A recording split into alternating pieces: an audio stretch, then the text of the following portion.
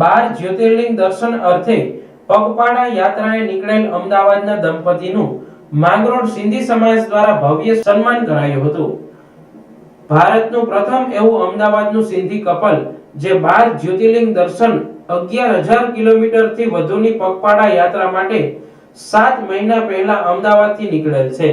યાત્રા કરનાર નિલેશ રાજાણીએ જણાવ્યું હતું કે સિંધી સમાજ અને સનાતન ધર્મને સમર્પિત આ પગપાળા યાત્રા 23 જુલાઈ 2025 ના દિવસે પ્રારંભ કરી છે અને અત્યાર સુધીમાં અમે 7 જ્યોતિર્લિંગના દર્શન કરી લીધા છે। આ દંપતી માંગરોળના ઝૂલેલાલ મંદિરે આવતા સિંધી સમાજ દ્વારા ભવ્ય સ્વાગત કરવામાં આવ્યું હતું। આ પ્રસંગે ભગવાન ઝૂલેલાલ સાહેબની મહાઆરતી કરવામાં આવી હતી।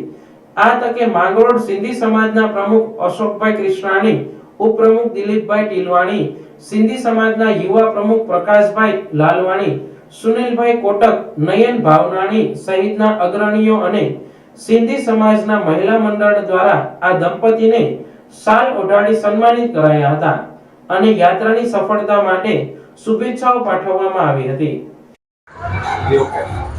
जय श्री राम, हर हर महादेव। मेरा नाम है नीलेश और मेरा नाम है Sonia. We are India first couple जो भारत के 12 ज्योतिर्लिंग 11,600 किलोमीटर की पैदल यात्रा कर रहे हैं। हमने हमारी यात्रा की शुरुआत की थी 23 जुलाई अहमदाबाद गुजरात से।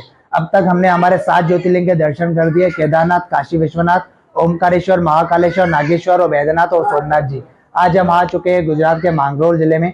यहाँ पर हमने हमारे सिंधी समाज के झूलेलाल साईं के द्वारा, झूलेलाल साईं मंदिर के द्वारा हमारा भव्य स्वागत किया गया और हमारा आज का स्टे मांगरोल में ही है। यहाँ पर आने के बाद हमें काफ़ी मज़ा आ गया। यहाँ से हमारी यात्रा शुरू होगी। अब महाराष्ट्र के लिए त्र्यंबकेश्वर ज्योतिर्लिंग के लिए हमारी पूरी यात्रा होने वाली है 11,600 किलोमीटर की और पूरी यात्रा समर्पित है हमारे सिंधी समाज को और सनातन धर्म के प्रति। इस यात्रा के द्वारा हम न्यूली कपल को, न्यू जनरेशन को ये संदेश देना चाहते हैं कि सनातन धर्म के लिए आगे बढ़ो और सनातन धर्म के लिए लड़ो। तो बोलो नमः पार्वती पते हर हर महादेव।